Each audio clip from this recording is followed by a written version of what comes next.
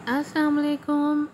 Welcome to our channel नॉवेलिस्तान Urdu novels library. कैसे हैं आप सब लोग? उम्मीद है आप सब लोग ठीक ठाक होंगे, खैरियत से होंगे और हमारे नॉवेल्स को एंजॉय कर रहे होंगे। आज आप लोगों के बेहद इसरार पर लेकर आ रही हूँ शहरत नॉवेल राइटर है इसकी नाम। अब अगर इस पर आप लोगों ने मुझे पटक पटक के धोना है सबको। इसके शॉर्ट्स पे भी इतना लिखा हुआ था सीज़न 2 कब आ रहा है, आप तो दे नहीं रही हैं, आपने बोला था।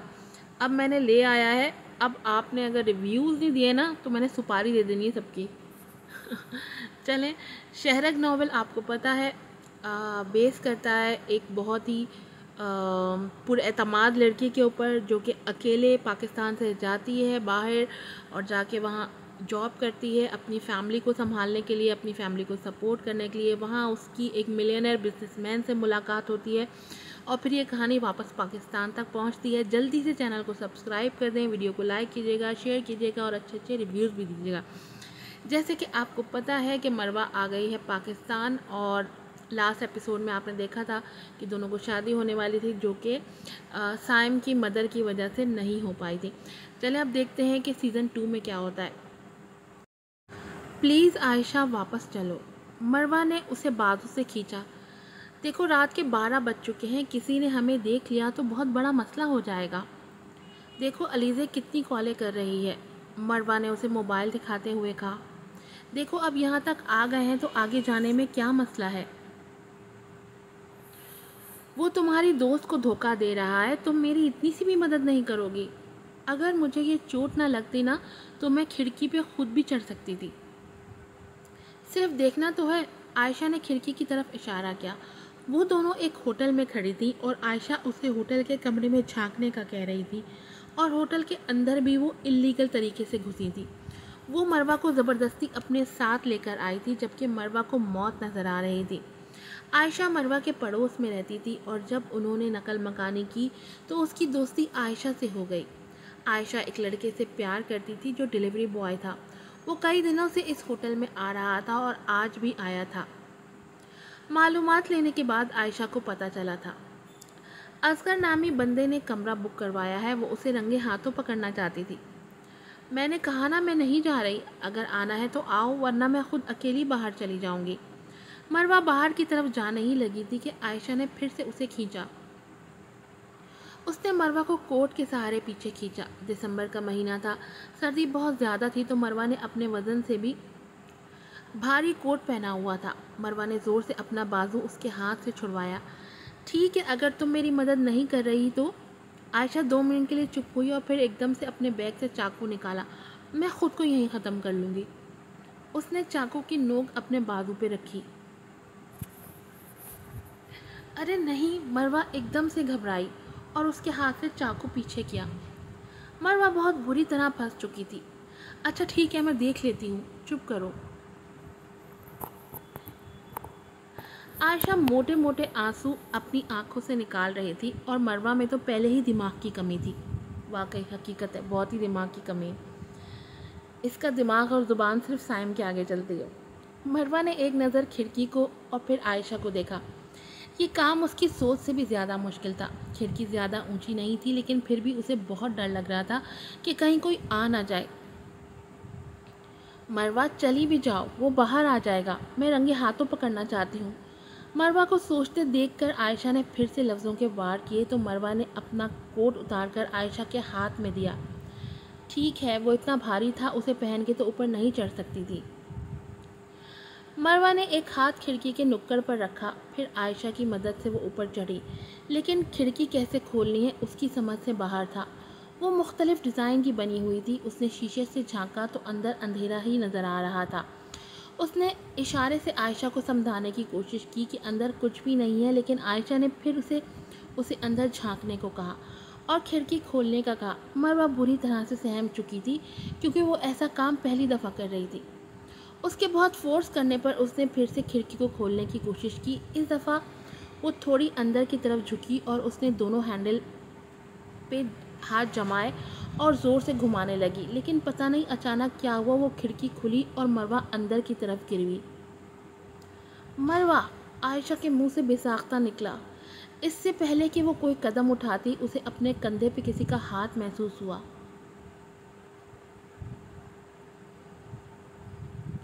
اصغر، اس نے پیچھے دیکھتے ہی کہا، اور پھر ایک نظر اوپر کھڑکی کی طرف دیکھا، کیونکہ وہ تو یہی سوچ کے بیٹھی تھی کہ اصغر اندر ہے۔ تم یہاں کیا کر رہی ہو؟ اگلے سوال پہ وہ تھوڑا پریشان ہوئی، کیونکہ اس کے پاس کوئی جواب نہیں تھا اور سچ وہ بتا نہیں سکتی تھی۔ میں نے تو تمہیں دیکھا تھا یہاں آتے ہوئے، تو بس اسی لیے آ گئی، وہ کھڑکی کی طرف دیکھتے ہوئے بول رہی تھی۔ اسے مروہ کی ٹینشن تھی۔ اچھا چلو، ابھی رات بہت ہو گئی ہے، میں تو یہاں ڈیلیوری کرنے آیا تھا اس روم میں، اس نے روم کی طرف اشارہ کرتے ہوئے کہا۔ اس روم میں کون ہے؟ عائشہ نے اپنا اگلا سوال کیا اور اصغر کی طرف دیکھنے لگی، جس کا ہاتھ ابھی بھی اس کے کاندھے پر تھا۔ کیوں؟ تم کیوں پوچھ رہی ہو؟ اصغر نے بھی سوالیہ نظروں سے اسے دیکھا۔ نہیں، بس ایسے ہی، اس نے بات گھماتے ہوئے اسے جانے کا کہا۔ اسے مروہ کی ٹینشن تھی، لیکن اصغر کو بتاتی بھی تو کیا بتاتی کہ وہ اس کی جاسوسی کر رہی ہے، اس لیے اس نے خاموش رہنا ہی مناسب سمجھا اور اصغر کے ساتھ باہر چلی گئی۔ سائم کی آنکھ ابھی بہت مشکل سے لگی تھی کہ اس شور کی آواز سے اس کی آنکھ کھلی۔ اس نے جلدی سے لیمپ آن کیا، اس نے بلینکٹ کو پیچھے کیا۔ یہ لڑکی کون ہے اور یہاں کیا کر رہی ہے؟ کئی سوالوں کو ذہن میں لیے وہ جلدی سے اٹھا، سلیپر پہنے۔ ہیلو، ہو از؟ وہ نیچے بیٹھا، ساتھ ہی اس نے مروہ کے بال پیچھے کیے، سارے بال اس کے منہ پر آ چکے تھے۔ سائم ایک دم سے سکتے میں چلا گیا تھا مروہ کو دیکھ کر۔ اس کے لفظوں نے لڑکھڑانا شروع کر دیا تھا۔ وجود میں تھوڑی ہمت آئی تو اس نے ہاتھ آگے بڑھایا۔ مروہ؟ بے ساختہ اس کے منہ سے نکلا۔ پھر اس نے جلدی سے مروہ کو اٹھایا اور بیڈ پہ لے آیا۔ اس کے ماتھے پہ خون تو نہیں تھا، لیکن گہرا نشان پڑا تھا۔ مروہ، اس نے اس کے چہرے کو تھپتھپاتے ہوئے اسے اٹھانے کی کوشش کی، اور یہ ہمت اس نے بڑی مشکل سے پیدا کی تھی۔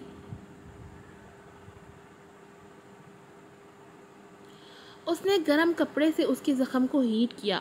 مرہم لگانے کے بعد اس نے بلینکٹ اس کے اوپر اڑا اور آرام سے لٹایا۔ اس کے ذہن میں یقیناً بہت سے سوال تھے، لیکن اس ٹائم اسے صرف مروہ کی فکر تھی۔ اس نے ایک نظر کھڑکی اور پھر باہر دیکھا تو کوئی نہیں تھا۔ مروہ کے بیگ کو اٹھا کے سائڈ پہ رکھا۔ کیا یہ میرے پیچھے؟ نہیں، وہ میرے پیچھے کیوں آئے گی؟ وہ انہی سوالوں کی کشمکش میں تھا۔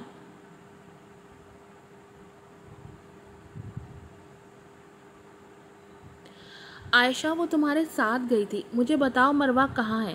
ہمیں بہت فکر ہو رہی ہے۔ علیزے عائشہ لوگوں کے دروازے کے باہر کھڑی تھی۔ رات کے تقریباً 2 بج چکے تھے۔ ہاں، وہ میرے ساتھ تھی، لیکن اس کے بعد مجھے نہیں پتا وہ کہاں گئی۔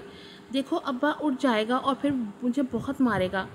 عائشہ کے والد بہت سخت تھے، وہ پہلے بھی چھپتے چھپاتے باہر نکلی تھی اور اب وہ بہت ہی ڈر چکی تھی، تو اس نے علیزے کو کچھ نہیں بتایا اور دروازہ بند کر دیا۔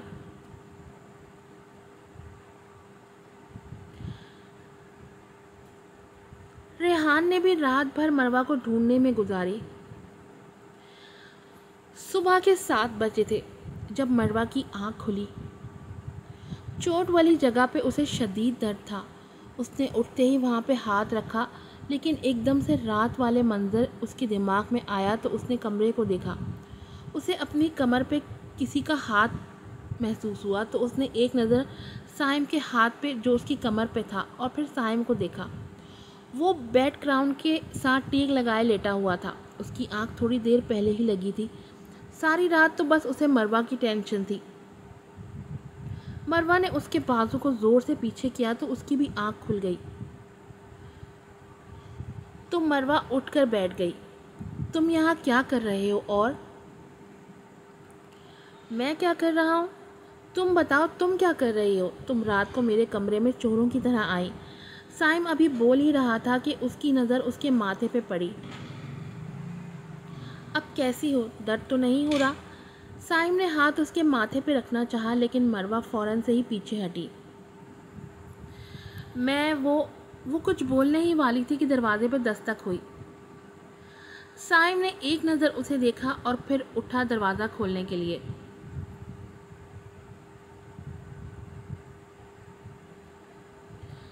سر، رات کو آپ کے کمرے میں ایک لڑکی گھسی ہے، ہمیں لگتا ہے وہ چور ہے۔ ہم نے CCTV فوٹیج سے چیک کیا ہے، ہمیں آپ کا کمرہ چیک کرنا پڑے گا۔ وہ 3 لڑکے تھے۔ سائم نے پیچھے بیڈ پر دیکھا تو وہ لڑکے بھی پیچھے دیکھنے لگے۔ فاصلہ زیادہ نہیں تھا تو وہ مروہ کو آسانی سے دیکھ سکتے تھے۔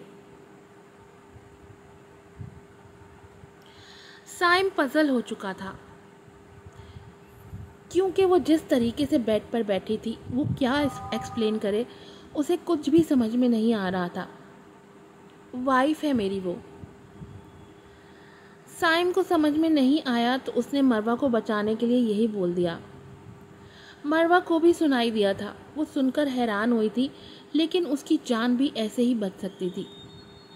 لیکن ان میں سے ایک لڑکا مروہ کو دیکھ کر چونکا اور اندر کی طرف آیا۔ کیا یہ وائف ہے آپ کی؟ مروہ اسے دیکھتے ہی ایک دم سے کھڑی ہو گئی۔ اس نے سائڈ سے دوپٹہ اٹھایا اور اپنے اوپر لیا۔ ہاں، کیوں، کوئی پرابلم ہے؟ سائم بھی اس کے پیچھے ہی آیا۔ بنا اجازت اندر کیسے گھس رہے ہو؟ سائم نے اسے کاندھے سے پکڑا۔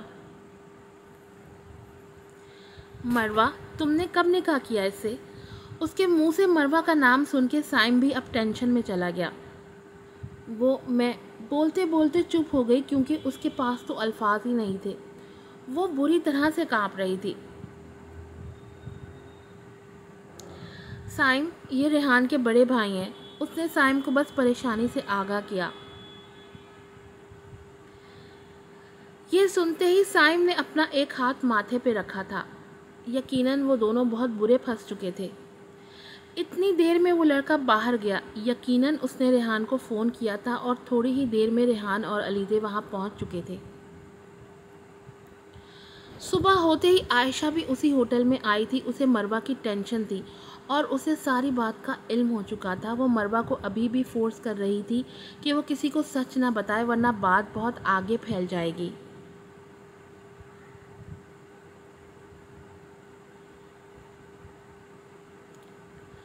مروہ، تم کیا کہہ رہی ہو؟ مروہ بھی اسی بات پہ قائم تھی کہ انہوں نے نکاح کر لیا ہے، کیونکہ اگر وہ یہ نہ کہتی تو رات بھر اس کمرے میں تھے اور نہ جانے کتنے سوال اٹھ جاتے۔ مجھے نہیں لگتا ان دونوں نے نکاح کیا ہے۔ یہ بنا نکاح کے ہی اس کمرے میں تھے اور ہمیں دیکھ کر بہانے بنا رہے ہیں۔ ریحان کے بھائی نے پھر سے سائم کو فق نگاہ سے دیکھا۔ میں نے کہا نا ہم نے نکاح کیا ہے۔ سائم نے اسے گریبان سے پکڑا۔ میرے سامنے اپنی تربیت دکھانے کی ضرورت نہیں ہے۔ سائم نے اس کی آنکھوں میں آنکھیں ڈالتے ہوئے کہا تو ریحان قدم بڑھا کے آگے ہوا اور ان کو پیچھے کیا۔ اچھا، نکاح کیا ہے تو نکاح نامہ دکھاؤ، ہمیں بھی یقین آ جائے گا۔ ریحان کے بھائی نے بھی شرٹ ٹھیک کرتے ہوئے سائم کو کہا، لیکن سائم کے پاس تو کوئی نکاح نامہ نہیں تھا۔ وہ کچھ دیر تو خاموش رہا، لیکن پھر ریحان اور علیزے کے فورس کرنے پر اس نے ایک نظر مروہ کو دیکھا۔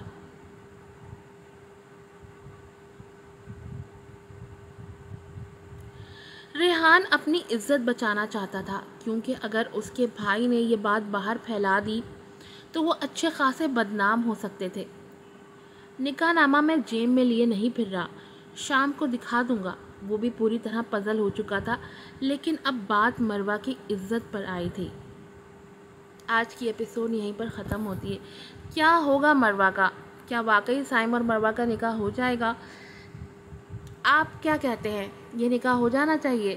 کیا کرے گا سائم؟ اتنی جلدی نکاح کے پیپرز کی ارینجمنٹ کیسے کرے گا؟ یہ سب جاننے کے لیے دیکھتے رہیے شہرگ، اور جلدی سے جا کر چینل کو سبسکرائب کر دیجیے، ویڈیو کو لائک کیجیے گا، شیئر کیجیے گا اور ریویوز دیجیے گا۔ اگر آپ نے اچھے ریویوز نہیں دیے تو پھر آپ بھول جائیے کہ سیکنڈ ایپیسوڈ آئے گی۔ پھر ملوں گی آپ سے۔ السلام علیکم۔